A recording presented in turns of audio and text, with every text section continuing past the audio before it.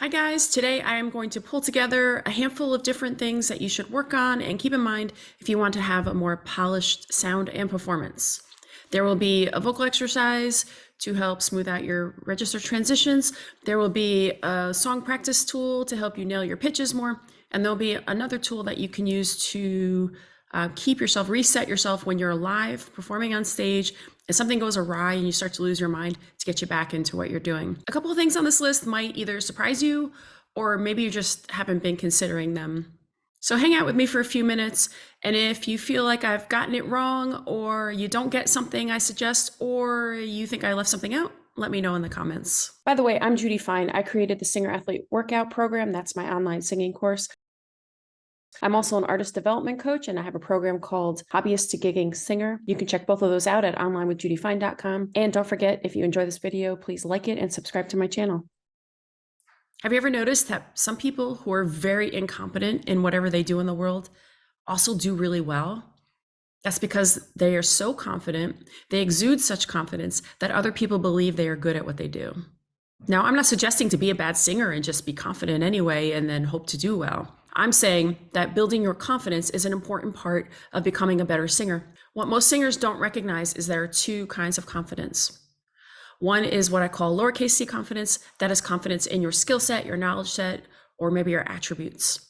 The other kind of confidence is what I call capital C confidence or genuine confidence, and that's confidence in who you are. Because you know your self-worth isn't tied up in the skill set because you're just worthy. This is the kind of confidence that when people lack it, they have self-worth issues, they have performance anxiety, they have imposter syndrome. And a lot of singers struggle with these things. Imposter syndrome is a big one. That's why I have a quiz. There's a link in the description to the quiz. It's free. A lot of singers have trouble with capital C confidence, and they convince themselves that if they just work on their vocal skills, they'll be more confident on stage. It's a lie you're telling yourself.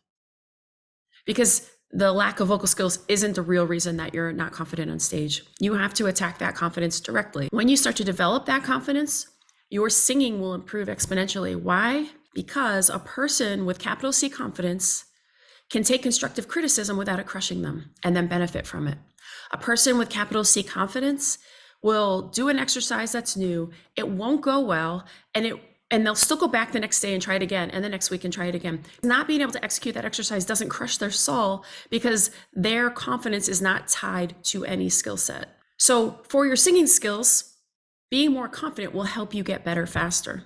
This kind of confidence is also really important for performance. I'm going to talk more about that on the last item of this list at the end of the video. Take the imposter syndrome quiz if you need it. It's super helpful. There's just information and ways you can change your mind shift just slightly to start to take power back from your inner imposter. The most glaring tell that a newer singer put out in the world to say, I'm not professionally polished, is being pitchy. And by pitchy, I don't just mean unable to find pitches.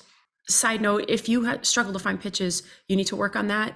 It's just a matter of teaching your brain to be able to do it. Most people are not tone deaf. It's actually very rare. So just Google pitch matching, find yourself a program or an app where you can hear a pitch, copy it, and then see if you're close and get better at pitches.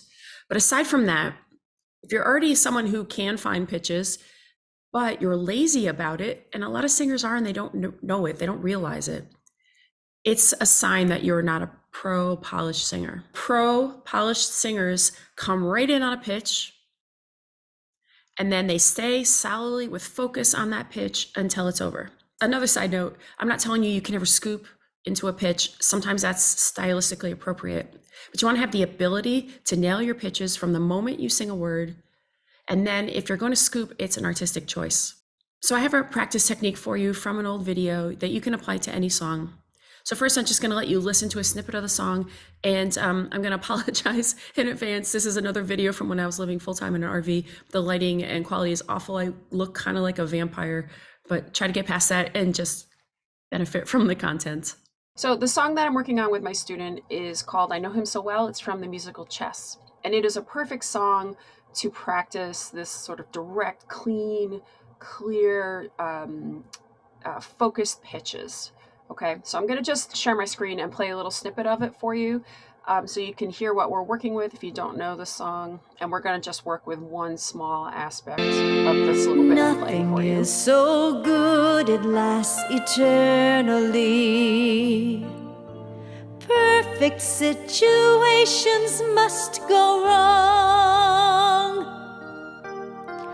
but this has never yet prevented me wanting far too much for far too long.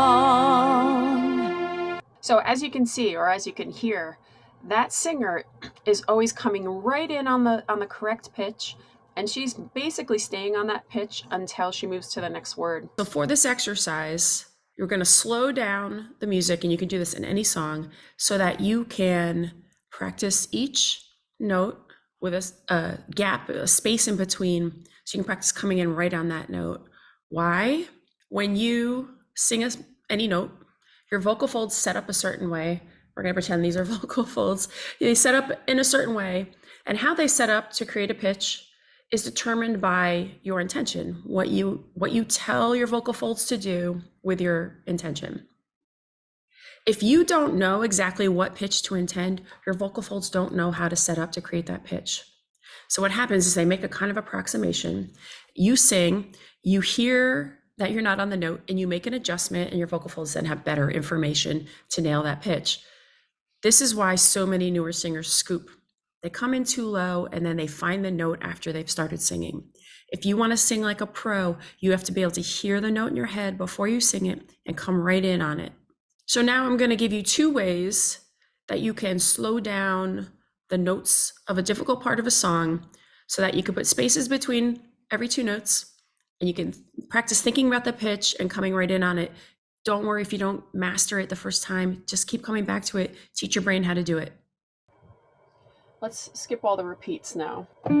Da, da, da, da, da, da, da, da, da, da, da, da, da, da, da, da, da. Once you can come in directly on those notes, then you can start to connect them. Da, da, da, da, da, da, da, da, da, da, da.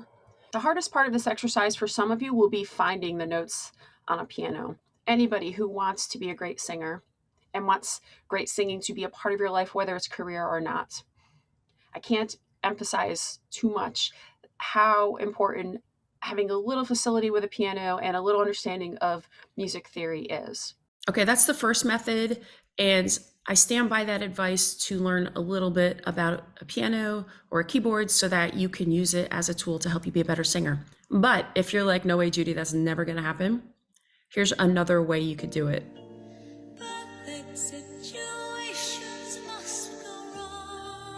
Any YouTube video, you could go into the settings and change the playback speed. So you can put it at 50%.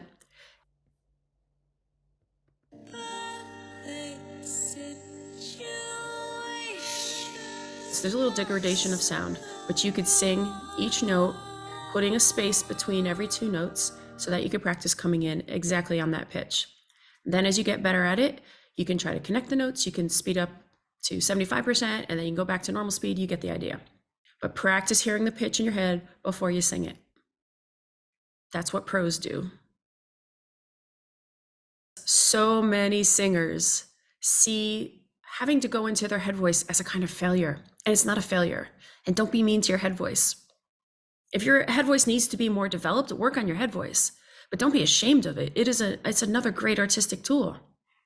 Sarah McLachlan is a classic example of using it as a beautiful tool. If you don't know her, look her up. She intentionally has a flip because it's her artistic choice, and it sounds beautiful. So the most important thing is not whether or not you have to go into your head voice or back to your chest voice at any particular time. The important thing is, can you do it with artistry? That should be your goal. And then as the place where you need to changes, you just do it with artistry there. So I have an exercise for you to try. It's called EI slides. It's variation 3. And it's like this. So there's 2 slides, E and then a space and then ah. and then a break, and then E, break, ah, break. Okay, the point of this exercise, or one of the points, is that between the two slides upward and downward actually, but we're just gonna talk about upward now, you have a choice to make between those two slides. You can choose to do the entire higher slide in your head voice, in your chest voice, or you can try to stealthily switch in between. Or you can switch with a flip and try to make it sound pretty. The point is you have the opportunity to experiment here, same with going down. Because this is an exercise and not a performance, I encourage you wholeheartedly to try every method, where it fits. See what works and see what you can improve.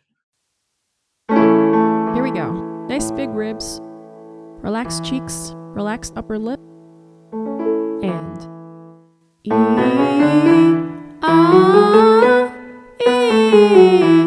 ah. Good. E, ah, E, ah.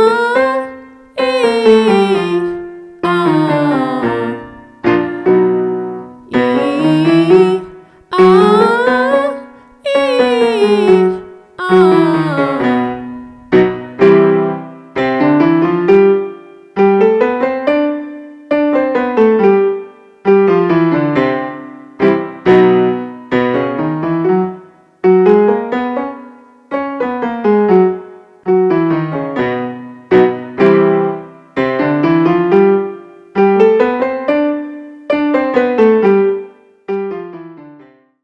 Okay, number 4 could easily be 3 part B, so consider it that if you want. It's the same message. I lumped vibrato, power, and agility all into one thing because it's the same idea as with register shifts. It's not about how you do any one of these or that you have to do any one of these. It's about deciding what your style is and then making the most art out of that style. So if you like a lot of vibrato, work on your vibrato. If you like the idea of riffs and runs, work on riffs and runs.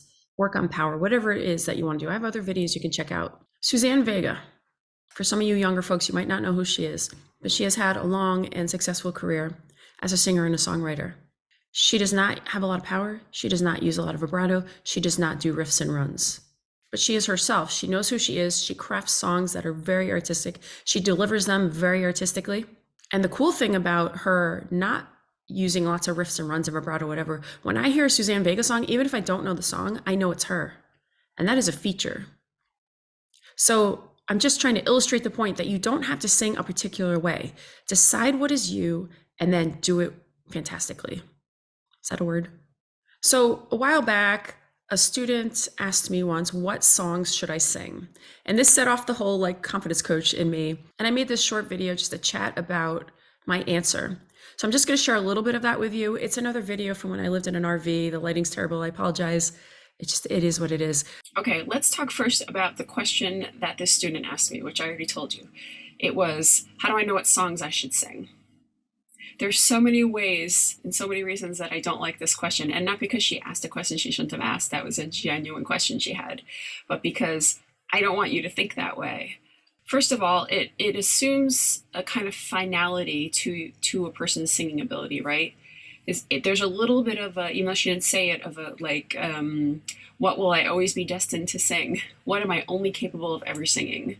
What do people outside of me, what does some set of rules outside of me say that I should be singing? I don't want you to do things because you think it's what you should do or what the world will accept of you or something like that. I want you to find out who you are. Then you'll know what songs to sing. So this is the first thing I want you to walk away with. You can take any song and make it your own. You could change words. There are no word police. There's no should or shouldn't. There's just what you like as an artist. So if you think that the way that you want to portray a song is not something you're capable of, you're free to choose not to sing that song. But if you really love the song, change it so that it's a good match for your voice. Add whatever the things are in your voice that you think are unique. You may consider them flaws, but they're actually unique features, and add those to it. You don't have to fit yourself to be a different singer. You don't have to fit yourself into the rules of a previous singer, even if you're singing a previous singer's song. Change words, change timing. I do it all the time. I don't even think twice about it. I'm like, I don't like that word. I'm not singing it. It sounds silly. Pat Benatar, you're a real tough cookie. Ugh, tough cookie? Who wants to sing tough cookie? What a dorky phrase. It might have been cool in the 80s. I'm not sure it was. So change it. You're a real shit kicker. That's a much better phrase. Pardon my French. Anyway, stop asking yourself, how will other people accept me and feel like my voice is okay? And start asking yourself, how can I take the unique features of my voice and make something cool out of this song? See what I'm saying?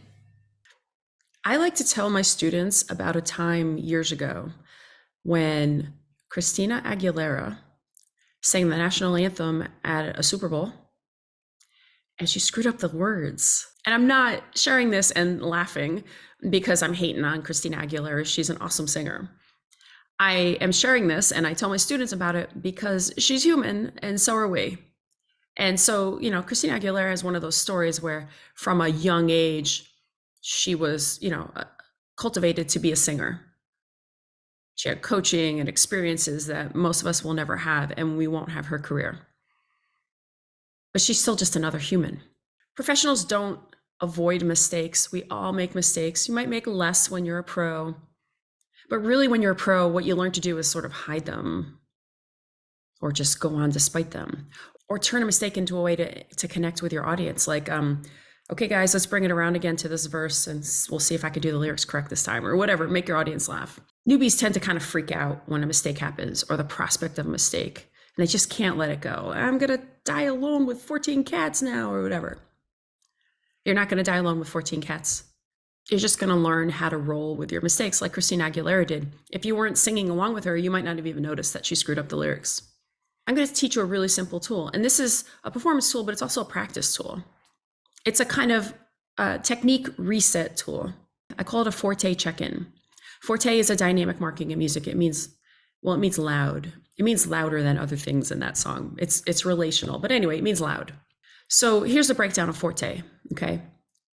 Feet, as in feet solid on the ground, as in you're grounded, strong in your body. Open ribs, strong core. Tongue, as in tongue relaxed. And exhale, as in allowing the air to flow forward. These things all together are just your technique check-in. Am I solid? Are my ribs open? Is my tongue relaxed? And am I allowing air to flow forward? You want to get in the habit of doing a forte check-in all the time. You can do it right before you start a vocal exercise. You can do it in the middle of that vocal exercise. You could do it in the middle of verses, just a way to check in and make sure you're doing your technique correctly. This is, in addition, also a great tool for live performances, because when something goes awry on stage and you start to lose your mind, you are not going to be thinking about your technique. So having a quick way, because your goal is to get so good at it that it's not like you have to think of 4 different things. It's just like reset. So when you're on stage, something goes awry, you can do a forte check-in. And not only does it get you back to your technique so that you don't continue to make mistakes, but it gets your mind back in your body and in what you're doing. Because even if it's not a mistake, if there's just a guy over there who's laughing with his friends, he's not listening to me, he probably thinks I suck, right? Just anything that takes our brain out of what we're doing is bad for our performance. So forte check-in gets you back into your body, back into what you're doing. Practice those, get used to them. Feet solid on the ground, open ribs, tongue relaxed, exhale. Last on this list is connection. If you think connection is not part of your vocal technique, please think again. There are 2 types of connection I'm talking about. One is connecting with your audience. That's the part that makes you a better performer. And one is connecting with the song, and that makes you a better singer. When it comes to connecting with the song, that means feeling the lyrics. And when you're feeling the lyrics, you sing with subtle artistic nuance that you might not even recognize, but you sing better. When it's an excited song and you feel excitement, you sing with excitement. When it's a touching, intimate song and you feel intimate, you will sing with intimacy. When it comes to connecting with your audience, capital C confidence is the most important, because they want to connect with you. They want you to make them feel a certain way. And this is where your forte check-in really comes in. When you get good with a forte check-in and you can just quickly remind yourself of vocal technique, then you can get onto these connections. If you're on stage thinking about your ribs, thinking about where your tongue is, thinking about anything other than the words of the song and what they mean to you, you are not connecting to the song. Pros connect to the song. Pros make their audience feel whatever it is they feel about the song. Your audience does not care if you are technically accurate. Your audience wants you to make them feel something.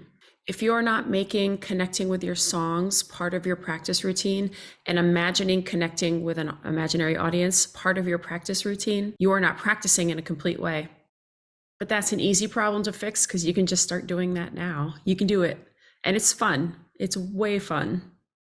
All right, that's my take on putting a pro polish on your singing and performance skills. Let me know what you think. Let me know if you think I got it wrong, if I got it right, if I forgot something. Let me know in the comments. Please like, share, subscribe, tell your friends about me. I appreciate it. Thank you for being here, and I will see you next time.